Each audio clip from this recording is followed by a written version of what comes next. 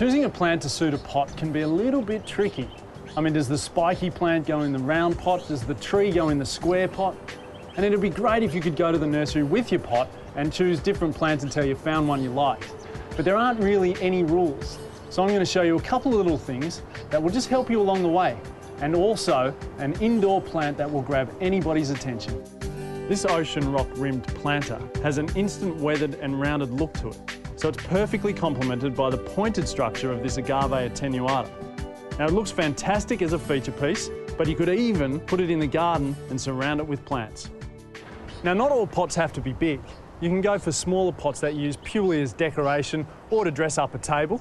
And the good thing about small pots is you can pick them up and move them around. Now this is an Atlantis hoarding jar. The beautiful weathered finish on it would make you think that I'd just pulled it out of the sea and it had been down there 50 years. Now it looks spectacular on its own, but I'm going to show you a plant that will make it look even better. But the first thing, of course, is preparation. You need good drainage material. In this case, it's gravel. Then the filter fabric to minimise leaching. Then the potting mix, but make sure it's certified and good quality. Then pop in the plant.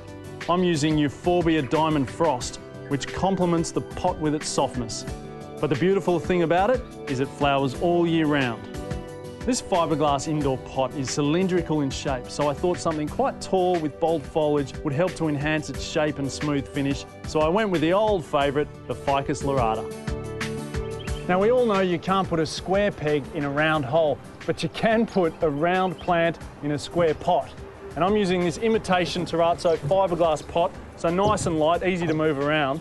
But because of the sharp, square edges of the pot, I think it's going to contrast beautifully with the round ball shape of this Buxus. But first of all, I've got to pot it up. The filter fabric and gravel is in, along with the good quality potting mix. Now this is a Buxus microphylla japonica, which is an excellent plant for topiary. But remember not to fertilise a topiary plant until you have trained it to the desired shape. And the more you trim, the denser the foliage will be. Now this ball's already at a good shape, so it's ready for fertilising. And I'm using this seaweed solution, which also contains a wetting agent to help retain moisture. But this stuff will also help with your old pots, where the soil's gone so dry that it can no longer hold water. So there we go, all done.